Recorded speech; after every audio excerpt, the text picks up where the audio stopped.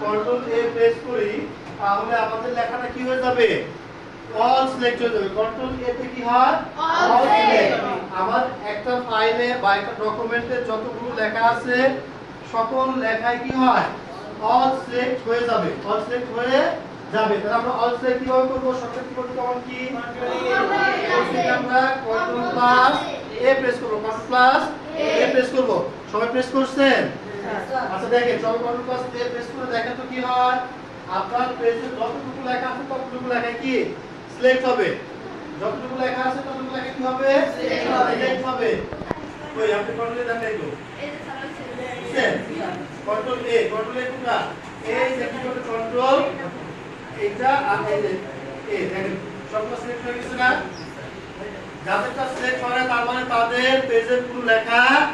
নাই আগে লিখে নেন আর একটু লিখে নেন তারপর আপনি কন্ট্রোল এ প্রেস করেন সবাই বুঝতে পেরেছি আমরা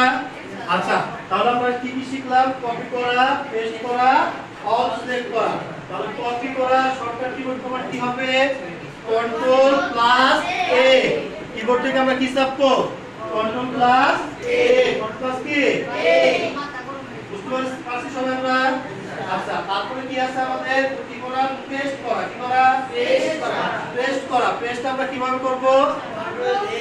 কন্ট্রোল কি control V control plus V এখন আপনারা যদি কিবোর্ড থেকে কন্ট্রোল প্লাস ভি প্রেস করেন সাথে সাথে যে লেখাটা কপি করা আছে সেই লেখাটা কি হবে তো পেস্ট হয়ে যাবে এখন যদি আমাদের কপি করা যদি না থাকে শুনেন ভালো অবশ্যই কপি করা যদি না থাকে সেক্ষেত্রে আমরা